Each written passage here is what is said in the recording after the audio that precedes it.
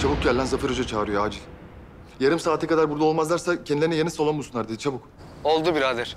Hayatta başka işimiz gücümüz yok ya zaten. Gel dediler mi gelelim, git dediler mi gidelim. Ya oğlum takılma şimdi bunlar, Allah Allah. Çık gel işte. Vallahi gelemem birader. İşi gücü varmış de. Sürekli salonda olmak zorunda mıyız ya? İşi varmış, para kazanması gerekiyormuş de. Ya oğlum. Kardeş, Sami'nin oğlu Şahin sen misin? Benim de hayırdır? Babanın arkadaşlarıyız biz. Eski arkadaşları. Borç takıp kayıplara karışmadan öncekiler. Benden ne istiyorsunuz? Ne işiniz var benimle? Baban bize epey borç taktı. Kendisinden alamıyoruz. Babanın borcu senin borcun. En kısa sürede ödemezsen olacaklardan biz sorumlu değiliz. Haberin olsun.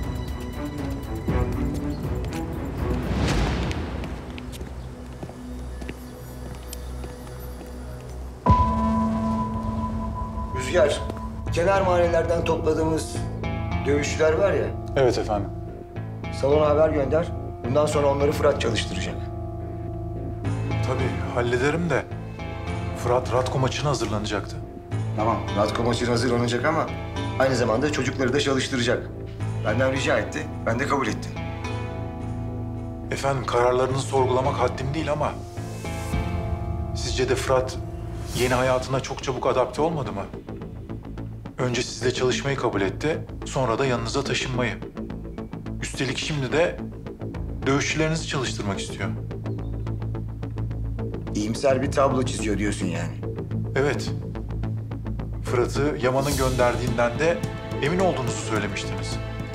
Evet, eminim. Bütün bunların sonucunda Fırat'a güvenmeye devam mı edeceksiniz?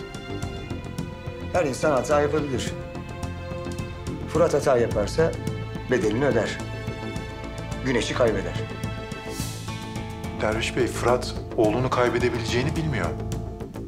O yüzden çok da rahat hareket edebilir. Rüzgar, bu bir imtihan. Cevaplarını verirsek sorunun anlamı kalmaz. Fırat bizim yanımızda mı? Karşımızda mı? Bunu bir an önce bilmemiz gerekiyor. Bir planınız var mı efendim? Var. Benim her zaman bir planım vardır.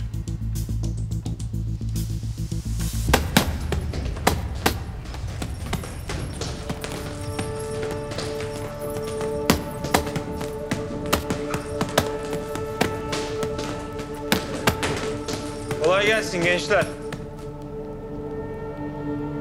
Ben Fırat Bölükbaşı. Tanıyoruz seni Kafkas. Eyvallah. Siz bana Fırat Hoca deyin.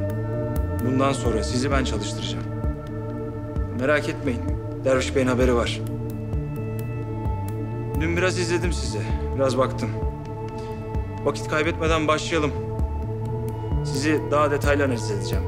Yalnız nasıl bir şampiyonaya, hangi turnuvaya hazırlanıyorsunuz bilmem lazım. Ona göre bir program çıkaracağım. Sen bildiğin gibi çalıştır. Gerisini düşünme hoca.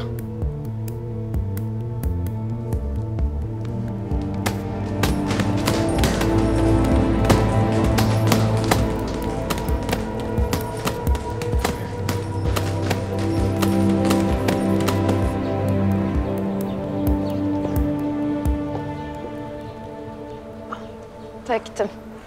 Biraz döktüm ama. Ay bir şey olmaz, ne olacak ya?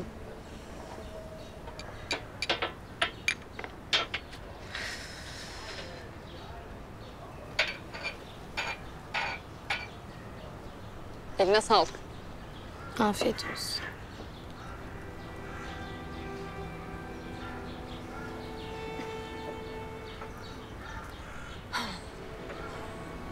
Vallahi neyse, sohbetine doyum olmuyor ha. Neyin var, ne oldu?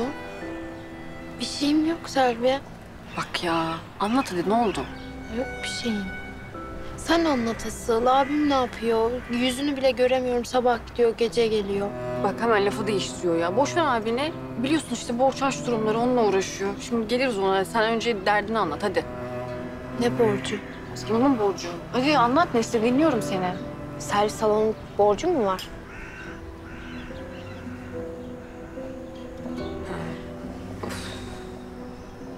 Zafer kızacak bana ya. Ya bırak şimdi kızmasını etmesini Selvi. Ne oluyor? Ya salonun bayağı borcu var. Ne kadar? biraz fazla çünkü abin diyor ki işte bir sene böyle tıkır tıkır işlerse ya işte anca döndürürmüş kendine. O kadar mı ya? Ha.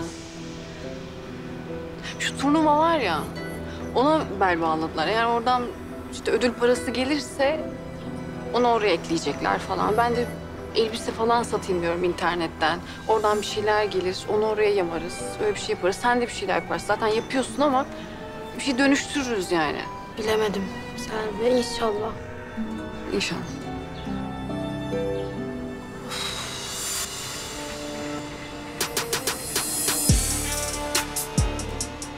Aladağlı'nın yanındaki adamımızdan yeni bir haber var mı?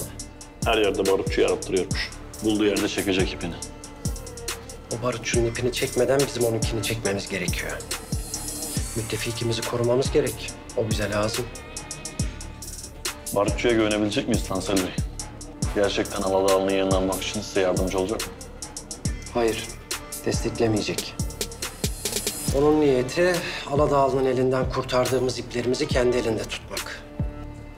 Ama barutçuyla olan ortaklığımız biz yeterli güce ulaşana kadar devam edecek. Sonra o da öğrenecek kalemin kılıçtan daha keskin olduğunu.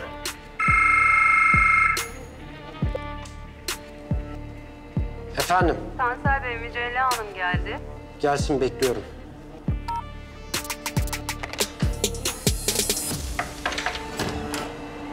Ay. Oo Mücella Hanım, hoş geldiniz. Özlettiniz kendinizi.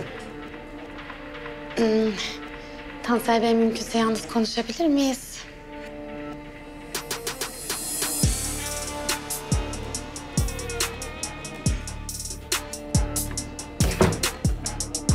Buyurun. Buyurun. Oturun.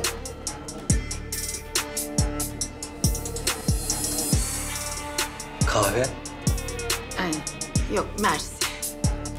Umarım dişe dokunur bir şeylerle gelmişsinizdir. Geçiyorsunuz. Hop, hop. Hop, hadi bakalım. Hadi karşılıklı. Hadi geç. Geç buraya. Ve kaldırıyoruz. Kaldır, nefes. Ver. Kaldır. Bele dikkat, bele dikkat. Ver. Kaldır, güzel.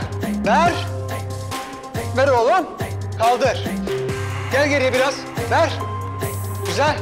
Kaldır. Aynen buna devam. Bele dikkat. Güzel. Güzel. Güzel. Oğlum omuzdan. Güzel. Omuzdan. Güzel. Yavru Ceylan. Abi. Bir konuşabilir miyiz? Ya işte terimiz soğumasın. Birazdan konuşsak olur mu? Ya bir ara verir misin? Önemli.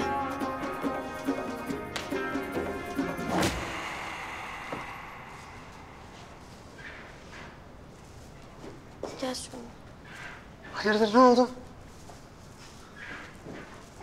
Abi ben bu salonun borç meselesini öğrendim. Ama yani ya. Gerçekten. Bu Selvi'nin ağzına da bakla ıslanmıyor ki. Ya kızma Selvi'ye. Kızın bir suçu yok. Ben zorladım söyle diye. Ayrıca konumuz bu değil. Bir şeyler yapmamız lazım. Ne yapacağım? Ben de yardım etmek istiyorum. Sen nasıl yardım edeceksin? Nasıl yardım edeceksin? Kumbarandaki parayla mı? Öyle değil. Ben de burada ders vereceğim. Öyleymiş değil mi? Oo, sen ciddisin. Evet. Yavru Ceylan, burası kışla. Baksana şuraya. Sen ne yapacaksın? Nasıl ders vereceğim burada? Yani işte bu yüzden bu salonu erkek hegemonyasından çıkarıp cinsiyet eşitliğini sağlamamız gerekiyor. Ne diyorsun ya sen? Yani diyorum ki ben de burada ders vereceğim kadınlara. Yani pilates, sağlıklı yaşam, personal training. Yani hem gelirimiz artar hem de müşterimiz. Çift taraflı çalışırız abi kardeş. Abi kardeş. Evet. Sen bu kadar büyüdün mü ya? Yani biraz büyüdüm. Ay senin Allah'ına kurban ya. Of. Bir şey söyleyeceğim. Peki şu diplomanı Yaman Günaltay'ın hemen yanına böyle yıldızlı bir şekilde asmayalım mı? Hayır. Gerek yok. Ben kendi broşürümü kendim bastırırım. Kumbaramdaki paramla. 4 tane galiba. Ya pislik yapma ya. Sen benim yavru Ceylan'a bak ya. Sen bayağı bildiğin aslan gibi bir şey oldun ya. Abi kardeş ha? Evet. Hadi!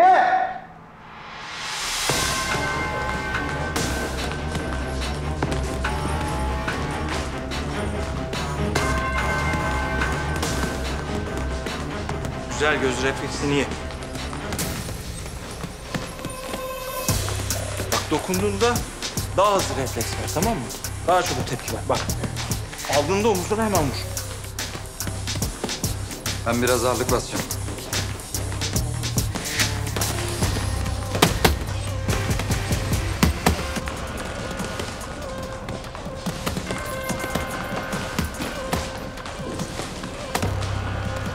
Güzel.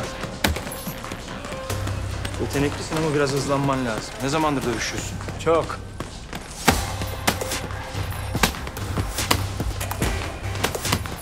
Arka ayağını değiştir biraz. Bak direkt atarken sağ ayağını biraz çevir.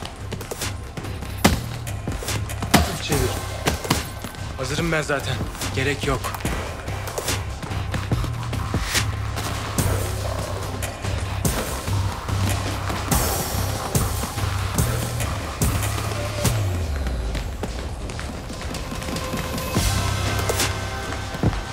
Tansel Bey, ben Yaman Hoca telefonda konuşurken duydum. Derviş Aladağlı yok mu? Hastaymış hem de ölümcül. Sıkı bilgi edinmişsiniz Mücella Hanım. Sağ olun, elimden geleni yapmaya çalışıyorum. Ama bayat.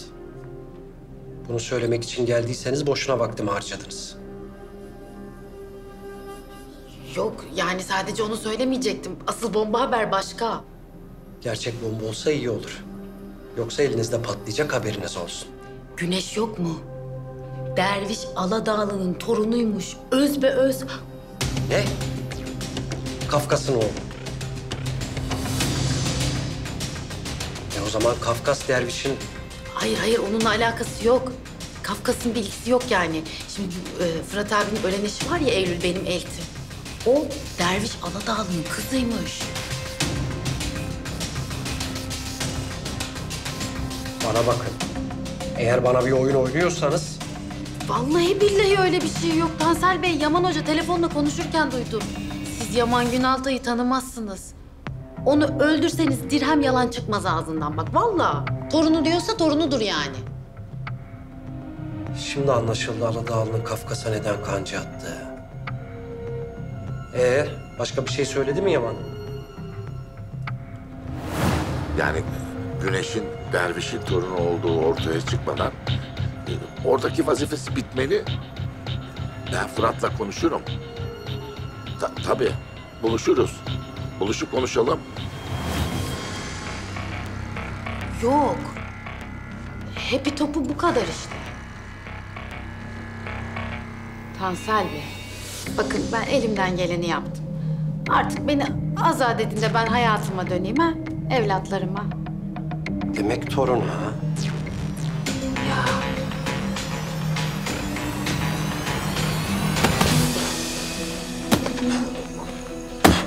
Güzel. Güzel. Kaldır gardı.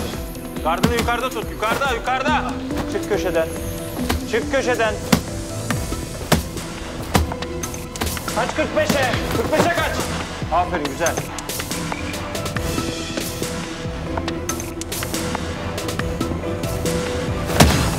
Hop yavaş. Sakin ol. Oğlum ne yapıyorsun? He?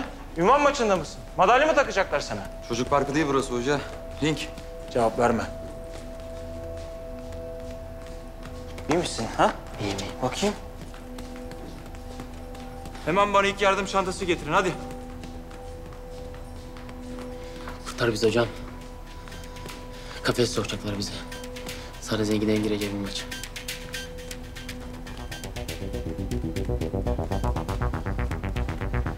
Ölüme dövüş olacak. Hadi oğlum çanta nerede çanta? Getir oğlum. Nerede ne zaman? 3 gün sonra eski deri fabrikasında. Hadi dağılın. Hadi çocuklar hadi.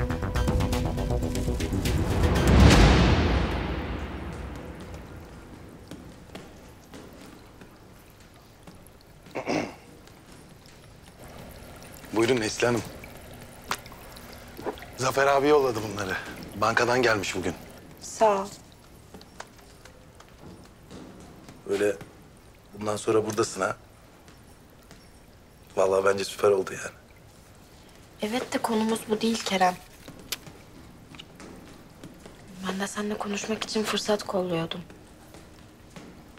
Vallahi ben de hep aynı şekildeyim biliyor musun? Ben de seninle görüşeceğim anın fırsatını kolluyorum. Kerem dalga geçmeyi bırak. Ne yapacağız şu Tansel meselesini? Sen onu söyle. Böyle elimiz kolumuz bağlı oturacak mıyız? Ya sen bana bırak. Benim aklımda bir şey var. Ben o silahı Tansel'den nasıl alacağımı çok iyi biliyorum. Nasıl? Sabret. Göreceksin. Kerem bak başına bir belaya daha sokma lütfen. Eğer bir şey yapacaksan bana söyle birlikte yapalım. Birlikte düşünelim. Bana bırak. Güven.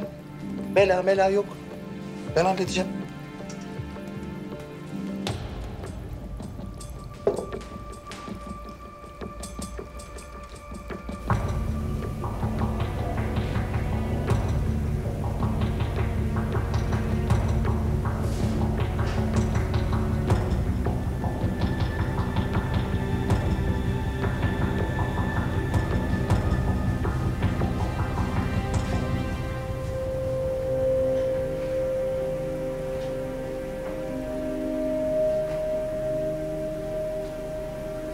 Amirim çok önemli bir bilgi edindim.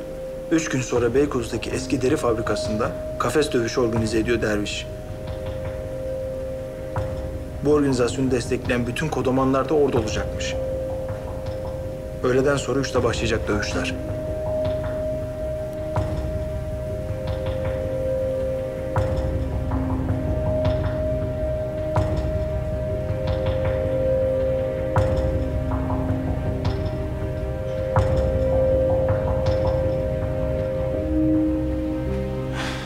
Bu cep telefonları da ne büyük rahatlık ama adamı hiç rahat bırakmıyorlar.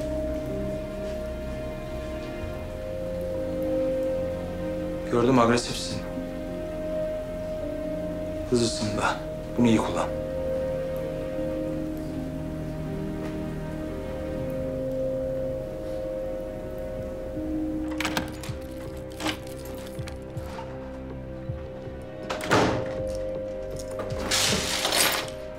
Anne. Ben geldim.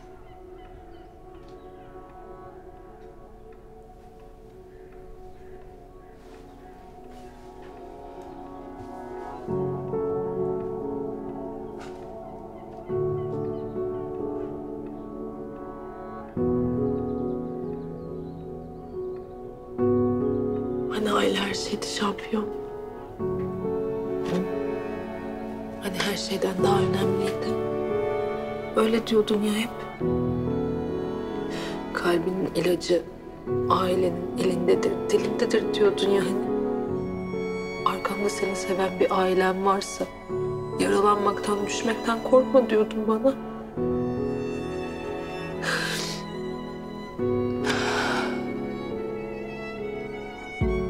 Bizi en derinden ailemiz yaraladı abi. Seni de beni de o uçurumdan aşağı ettiler.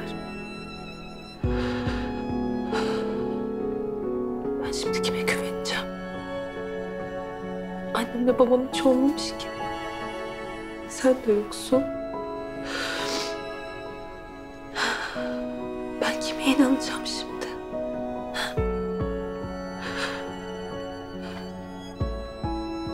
Güvenebileceğim tek biri vardı.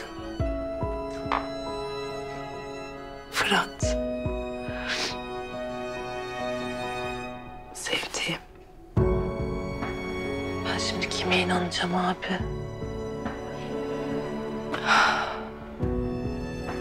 Ben şimdi düşmemek için kime tutunacağım?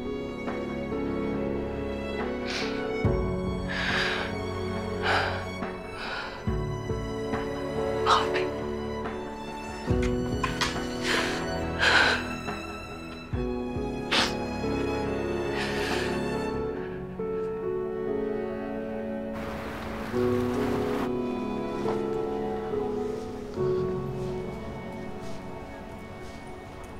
Hadi torba ben kaçtım kapıyı kilitle. Ne o suratın hali la? 2 tane idman yaptık naylon poşete döndün torba hayırdır? Yok be abi ondan değil. Nesli'nin yazdığı diyet programına biraz canım sıkıldı. Ne olmuş? Beyaz ekmek yok, yağlı peynir yok, tuz yasak. Bir yumurta yiyecekmişim, o da sadece beyazını. Allah ya. Maç diyeti oğlum o. Katlanacaksın. Ya diyete katlanacaksın ya da şampiyonada ilk maçta rakibin karşısında 2'ye katlanacaksın. Abi hepsi iyi tamam da çıkışta Sadi abinin kokoreçten 3 çeyrek yemeden uyku tutmaz beni. Ya oğlum var ya. Tutar. Merak etme tutar. Sen daha Zafer'i tanımıyorsun. 2 idman daha yapın. Eve gittiğinde bırak Sadi kokoreçi. Ananın babanın adını hatırlamazsın lan. Eşikte uykuya dalarsın. Merak etme. Merak etme sen. Diyete devam. Antrenmana devam. Hadi git eve dinlen. Kaçtım ben. Eyvallah abi görüşürüz. Kadran. Lan! Lan Riç. Ne yapıyorsun lan gece gece aklım gitti. Konuşmamız lazım Kato. Oğlum konuşman lazımsa açarsın telefon. Kadir abi seninle bir şey konuşmam lazım dersin.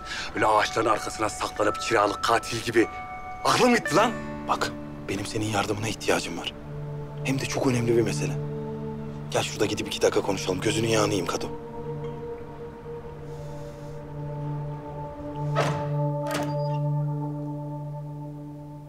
Babacığım. Bana masal anlatmak için mi geldin?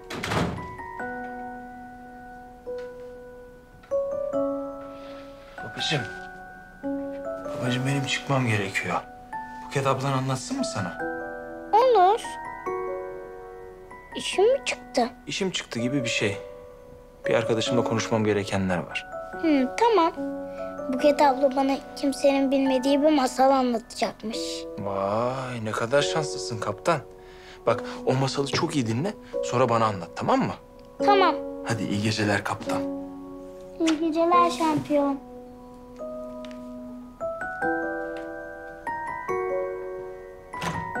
Görüşürüz.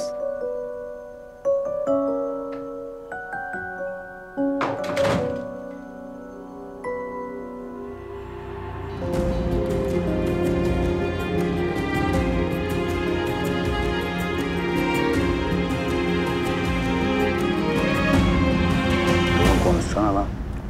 Çağırdım, derdim var, bir şey anlatacağım dedim. Susuyorsun. Tansel. Beni çok fena tezgaha getirdi Kato. Elinde bir silah var. Silahın üstünde de benim parmak izim. O silah da Akif'i öldüren silahmış. Sen ne diyorsun lan? Akif sen mi vurdun lan? Ya ben niye vurayım Akif'i Kato? Dinlemiyor musun beni? Tezgah kurdu diyorum. Nesli'yi kaçırdı şerefsiz. Ben de bastım peşlerinden gittim. Adamlardan birini üzerime gelince de ben de aldım silahını. Meğer tuzakmış işte. Amacı cinayeti benim üstüme yıkmak. İyi halt etmişsin. Aferin.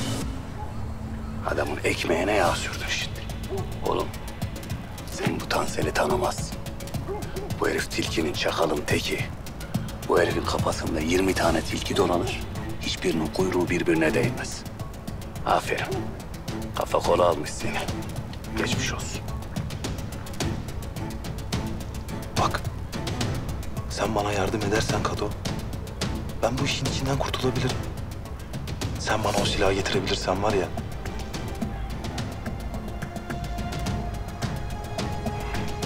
Yok kardeş.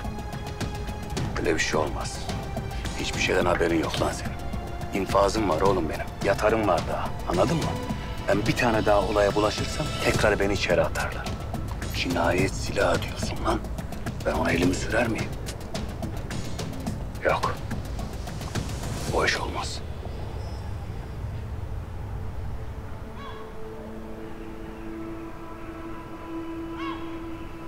kaç kere içeri girdin Kato? Bilmem. Saymadım ki. Bu kadar matematiğim olsa zaten okurduk, adam olurduk. İsmimiz de Kadri Bey olurdu. Kadı olmazdı. Ama hepsinde suçluydun değil mi? Yani. Ama cezamı çektim ben.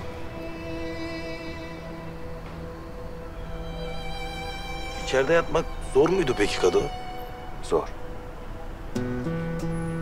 Çok zor. Hele sayılı gün gelip geçer diyorlar da o iş öyle değil. Duvarlar üstüne geliyor insanın. Peki sen suçlu olduğunu bildiğin halde içeride yatmak sana bile zor geliyorsa ben ne yapayım Kado?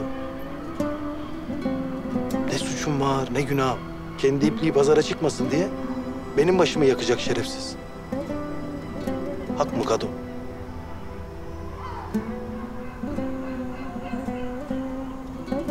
Değil. Hak değil. Bir kere ya. Hayatında bir kere haktan yana ol Kado. Doğrudan yana ol. Bak. Ben sana git silah getir demiyorum. İstersen elini bile sürme silaha. Sadece elini öyle. Gerisini ben hallederim.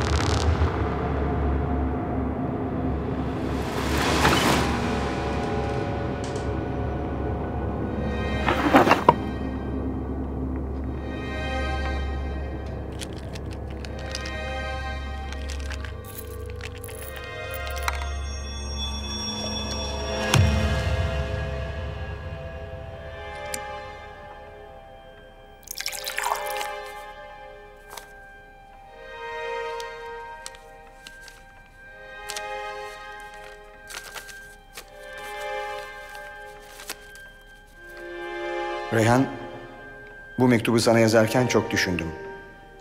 Biliyorum, beni affetmeyeceksin. Affetmeni beklemiyorum da zaten.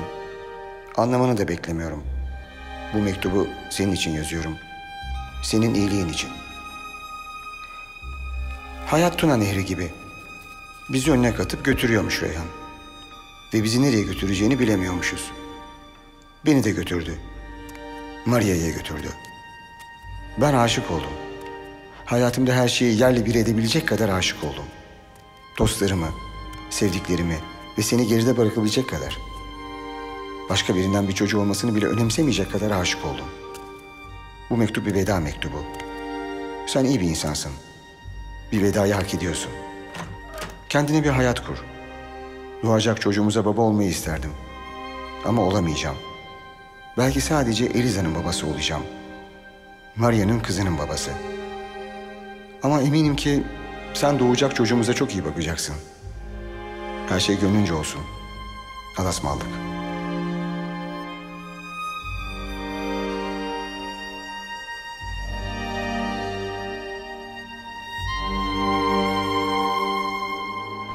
Haberler pek iyi değil Yaman Hocam. Nasıl? Artvin'de bir mezarlık bekçisinden ihbar aldık. Gece yarısı mezar açılmış. Adam sabah fark edip emniyete haber vermiş. Tahmin et açılan kimin mezarı? Eylül. Aynen öyle. Yaşarken kızına sevgi göstermedi. Şimdi de ölüsüne saygı göstermeye alacak. Artık eminiz hocam. Derviş DNA testini bile yaptırmış.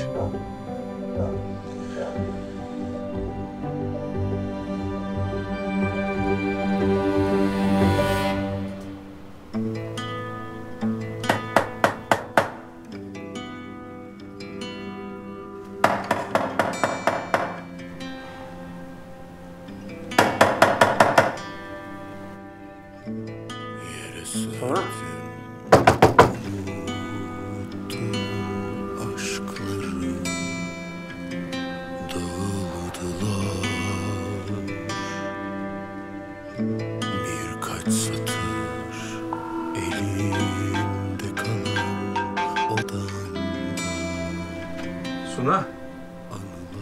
Suna oradasın biliyorum. Ve biliyorum bana çok kızgınsın. Ama hiçbir şey sandığın gibi değil. Yakında her şey bitecek Suna. Bu cendereden çıkacağım. Ve sana her şeyi anlatacağım. Ne olduğunu, neden olduğunu, her şeyi anlatacağım sana.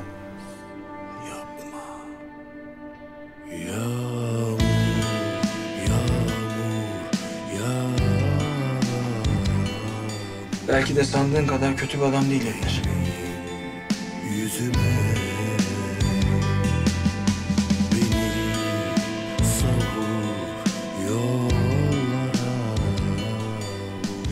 Suna, yolumuz bir gün bir kez daha kesişecek.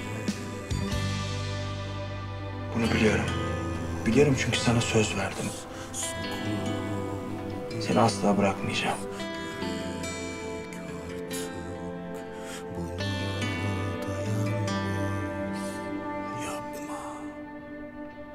Hoşça kal.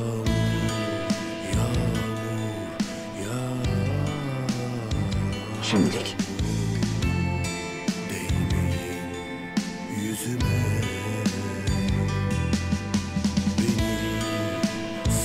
Şimdilik Suna.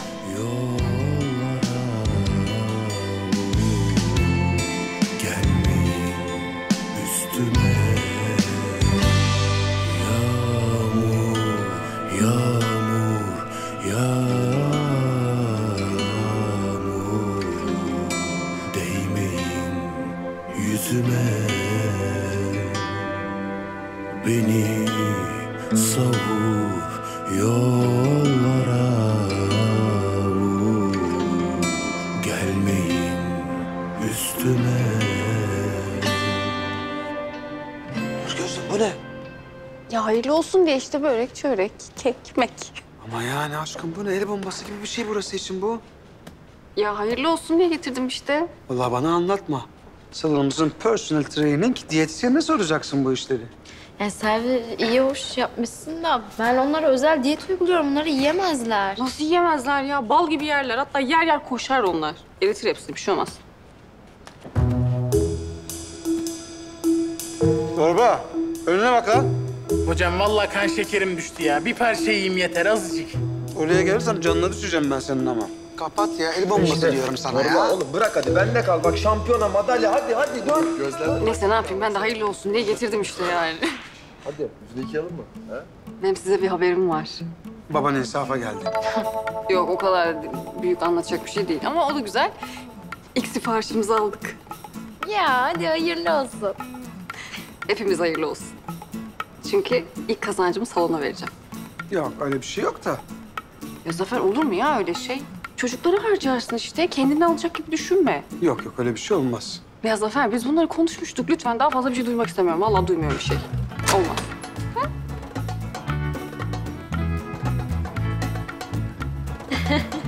Tamam. Aa! Beyzademiz giriş yaptı salona. Gözlerimiz yollarda kalmıştı ya. Nerelerdeydiniz siz ya bugüne kadar? Ya kusura bakma Zafer abi. Dışarıda çok feci trafik vardı. Ha bir de Zafer abi. Yok yani hani. Özür dilerim Zafer hocam. Hocam sanki daha iyi oldu ya. Ha? Ne dersin? Bence de. Bir daha olursa babamı telefonla değil mumla ararsın. Ben şunları yukarı çıkartayım. Kerem, sen bana yardım etsene. Tabii. Yani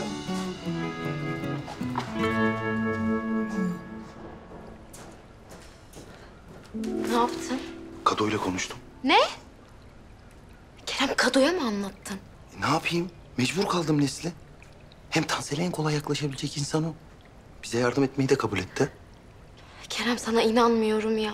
Ya sen niye şimdi böyle konuşuyorsun? Ha? Başka çaremiz mi var? Biz bu Kado'ya güvenmek zorundayız. Nokta. Daha önce söylediğim planın startını verdin mi? Verdim efendim. En ufak bir hata istemiyorum. Siz hiç merak etmeyin Derviş Bey.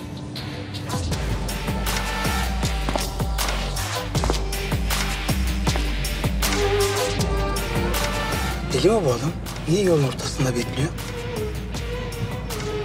Yavaş, dikkatli.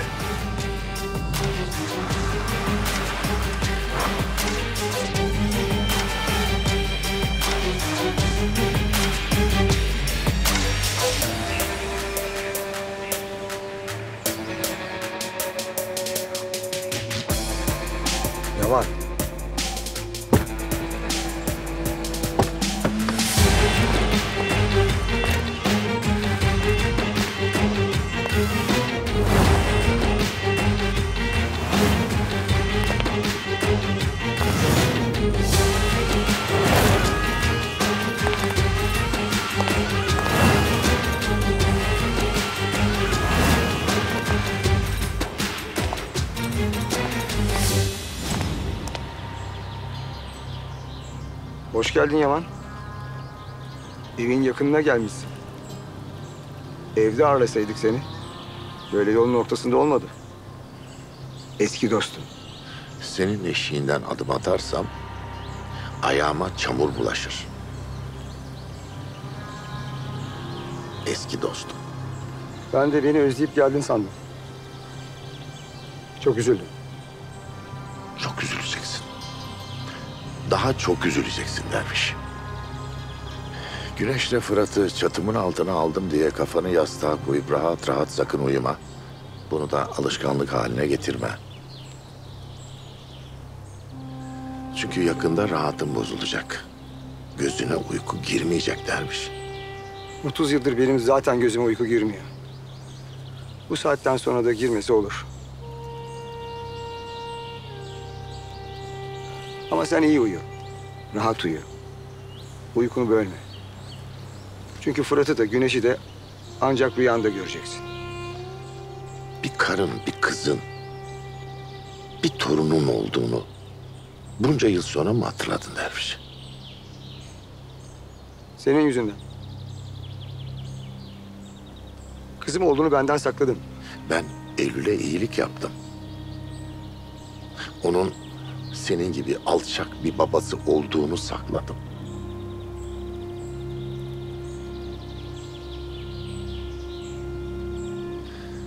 Bulgaristan'ı hatırlıyorsun değil mi?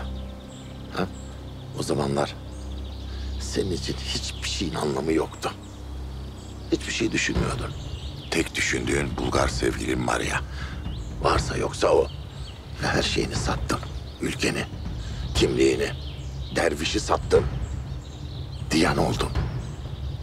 Hatırladın mı? Şimdi karşıma geçip böyle hassas, duygulu dede pozları yapma, sana hiç yakışmıyor. Hastaymışsın. Hayat ne garip. Senden iyi kötü günlerimiz oldu. Senden nefret etsem de hasta olduğunu duyunca... Neyse. Derviş günlerin sayılı. Söyler misin bana, ölüme bu kadar yakın olduğun için mi torununu arar sorar oldun ha? Hayatım boyunca nedenlere takılıp kaldım. Ama sonuç hiç değişmedi. Kıytırık bir boks salonunda 5 para etmez adamların saygı duyduğu bir ihtiyar gibi geberip gideceksin. Doğru söylüyorsun Aladağ. Yalnız eksik söylüyorsun. Onurlu bir ihtiyar olarak geberip gideceğim. Onur. Evet. Sende olmayan şey. Onur miras listesinde yazmıyor Yaman. Ben ölünce torunuma bir imparatorluk bırakacağım. Başına da Fırat'ı geçireceğim. Tabii hak ederse. Yoksa torunum her zaman benimle birlikte olacak. Fıratlı, Fıratsız. Sonuç hiç değişmeyecek. Derviş, ben sana hep söylerim. İyice düşünmeden emin olma.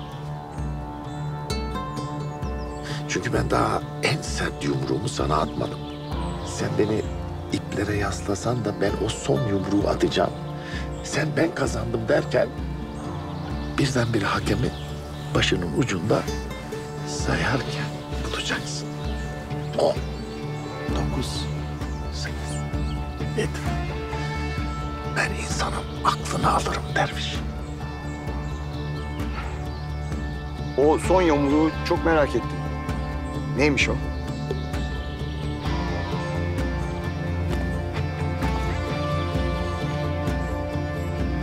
Elisa.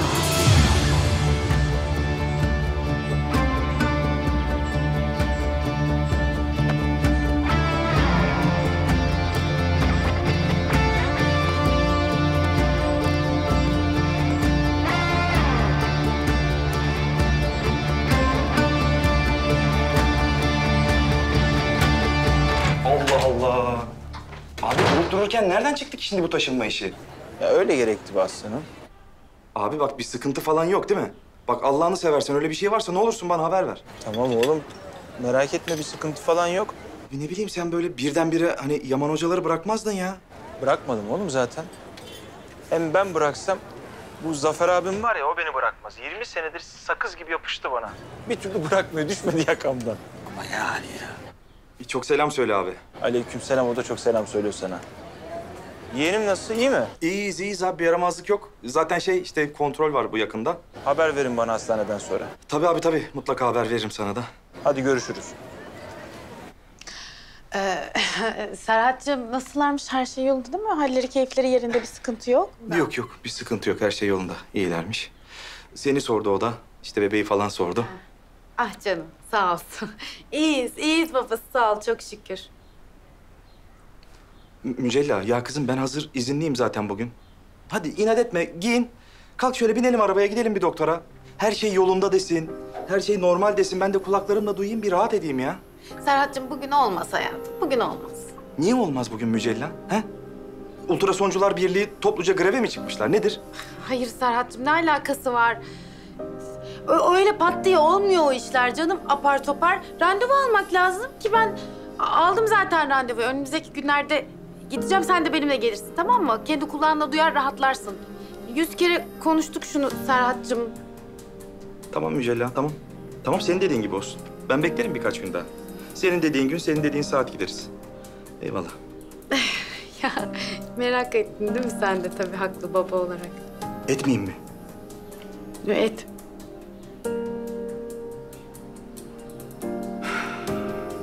Ben de çok merak ediyorum.